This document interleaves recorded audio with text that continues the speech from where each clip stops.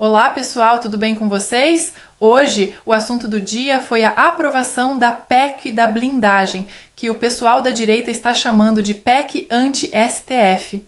A Globo, vendo a possibilidade de o STF perder o controle que exerce sobre o Congresso por meio de chantagem, partiu para o ataque contra a PEC. Eu vou mostrar a Andréa Sadi surtando com a força do Congresso, as respostas do Nicolas e do deputado Reinhold, além da reação do Flávio Dino a essa PEC, provando que os parlamentares estão certos em tentar se proteger desse Supremo que invade a prerrogativa dos outros poderes. Antes de tudo isso, eu queria compartilhar com vocês um comentário da deputada Bia Kicis, que destruiu a militante do PSOL após ela ter feito um comentário lamentável sobre Bolsonaro e a primeira-dama Michele. Quero ver o sorrisinho no rosto de vocês quando o Bolsonaro começar a cumprir pena. E não sei se a Michele vai sorrir na hora de fazer visita íntima. Afinal de contas, eu acho que ela tá dando graças a Deus de não ter mais que conviver com um sujeito asqueroso como aquele. Cara que me antecedeu, tem que lavar essa boca suja dela antes de falar o que ela falou da nossa primeira-dama Michele Bolsonaro, presidente do PL Mulher Nacional. Que baixaria! Que vergonha! E outra, esse povo não tem coração, não tem humanidade. O presidente Bolsonaro acaba de ir novamente para o hospital, ficou internado, hoje ficou sem ar, sem respiração, segundo informou seu filho, o senador Flávio. Está doente, muito doente, por conta da facada lá de trás e dos maus tratos, das perseguições absurdas que ele está sofrendo. Nenhuma pessoa normal consegue resistir emocionalmente a tanta perseguição, a tanta nojeira. Vai lavar sua boca, sua imunda. Que esses deputados que ficam aqui clamando que vai haver agora uma impunidade, porque o Supremo vai ter que ter a autorização. Quem vocês pensam que nós somos? Vocês não têm brios. Vocês acham que o parlamento não é poder. Vocês acham que, se depender do parlamento, todo bandido vai ser solto. Vocês não têm brios. Nós vamos mandar prender os bandidos e soltar os perseguidos políticos. Eles estão representando os interesses dos próprios parlamentares, só que eles foram eleitos para representar os interesses da sociedade. É o óbvio que precisa ser dito o tempo todo. Mas eles agem de um jeito, Flávia, Thomas, como se eles fossem intocáveis. É isso que eles estão passando para a sociedade, que eles são diferentes e que eles não vão aceitar nada que venha de fora, porque eles trabalham para eles e por eles, meu irmão. E a falta de receio, de temor disso, quer dizer que eles, com os fundos eleitorais e partidários que eles têm, eleitoral e partidário que eles têm, eles estão convencidos de que podem se reeleger gastando o dinheiro público para se manterem no poder. E ontem, conversando com um líder do Centrão, ele me lembrava exatamente o cronograma que a gente trouxe aqui, que isso ia acontecer. PEC da blindagem, a discussão do foro, a anistia em troca da redução de pena, estava tudo escrito, tudo dentro do script está acontecendo. E também me veio a memória, Flávia, uma avaliação feita por um desses líderes que, assim, a força que eles têm. Isso também é uma demonstração de força incrível, também do ponto de vista surpreendente, mas de forma negativa, claro, de como eles estão querendo marcar a posição de que quem manda são eles e acabou. Sim, queremos ser blindados mesmo. De um STF que age como agente político contra membros dessa casa, abrindo inquéritos, fazendo busca e apreensão por palavras. Agora, sabe por que eles não querem essa blindagem?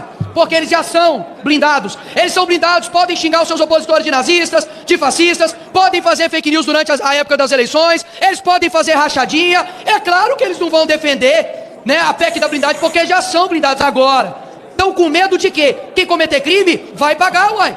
É simples assim, a gente vota e a gente mostra que essa casa é contra criminoso. Agora, tem deputado aí que eu descobri, sabe o quê?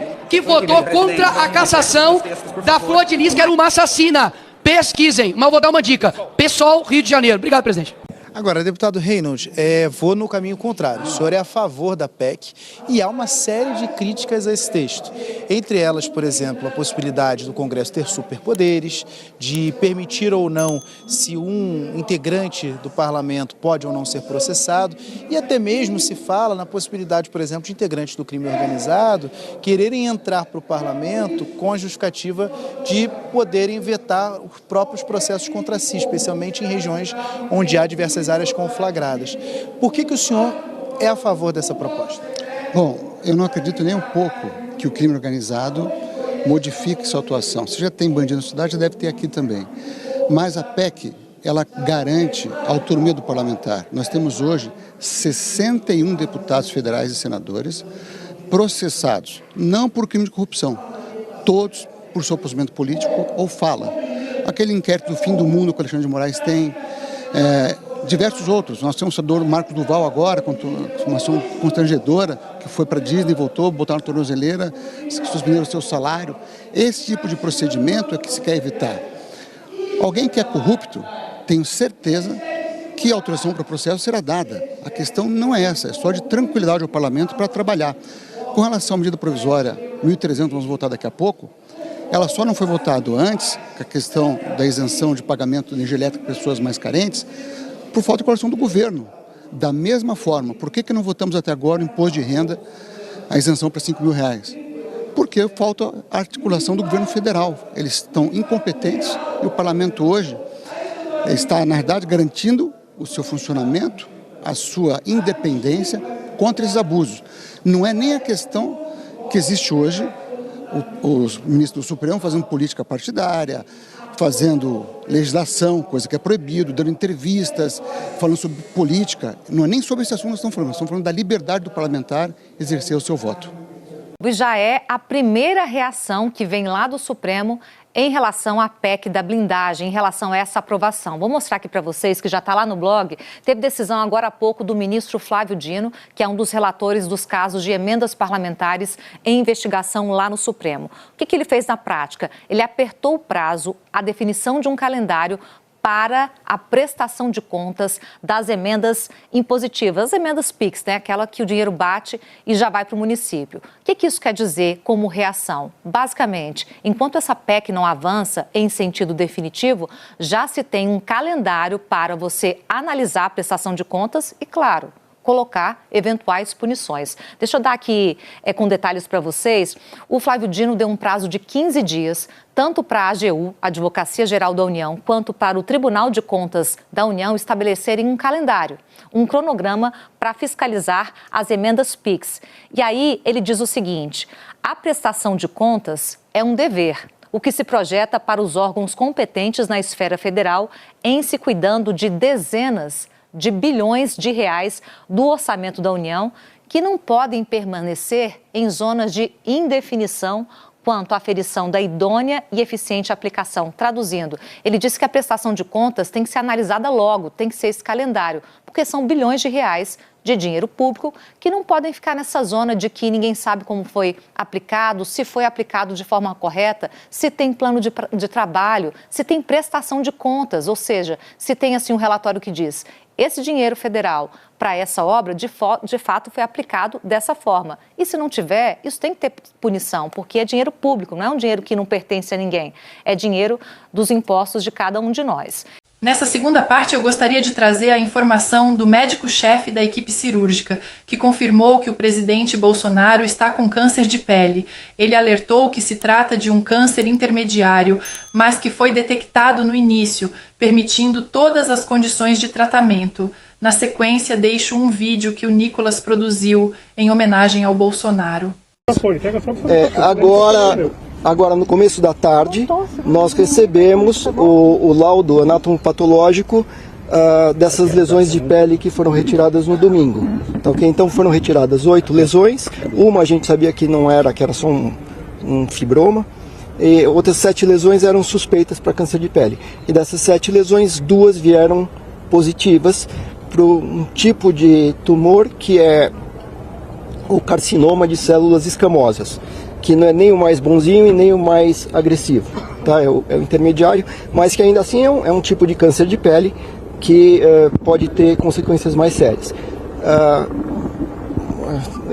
Vocês sabem, ele tem uma pele clara e, enfim, está sujeito a esse tipo de se ele vai ter que fazer quimioterapia, ele vai fazer algum tipo de tratamento? Espera, gente, um de cada vez. Ele vai fazer tratamento? Não, a princípio não. Essas duas lesões que vieram positivas são lesões que a gente chama in situ, ok? Então são lesões ainda numa fase precoce e, a princípio, demandam apenas uma avaliação periódica e um segmento. Uma aqui no tórax, aqui na parte interior do tórax, e a outra no braço. Tinha alguma próximo do local da facada ou não? Não, isso aí não tem relação com a facada. A questão, aquilo lá é um câncer de pele, é isso esse termo? Eu vou chegar.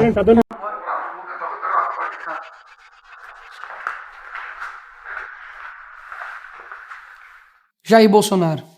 O senhor saiu do Exército, iniciou a vida pública como vereador no Rio de Janeiro e depois cumpriu 7 mandatos como deputado federal, sempre defendendo o povo, sem nunca se envolver em escândalos de corrupção, um feito raro na política brasileira. Foi a sua coerência, honestidade e coragem que o levaram, contra tudo e contra todos, à presidência da República. E mesmo lá, diante do poder, nunca abandonou suas raízes simples. Foi nesse caminho que tive a honra de tirar nossa primeira foto juntos, em 2017. Um jovem estudante ao lado de um homem que já carregava nos ombros o peso da esperança de milhões. Vieram depois as manifestações gigantescas, as motociatas que arrastavam multidões. E por onde passava, os sorrisos espontâneos, as brincadeiras simples, mas também a seriedade que enfrentava a fúria de uma esquerda que nunca perdoou o senhor por dar voz ao povo brasileiro. O senhor pegou o país em meio a uma das maiores crises globais da história moderna, uma pandemia que parou o mundo e mesmo assim entregou um Brasil de economia resiliente, com recordes de empregos e dignidade para o trabalhador. Enquanto outros países se afundaram em dívidas e miséria,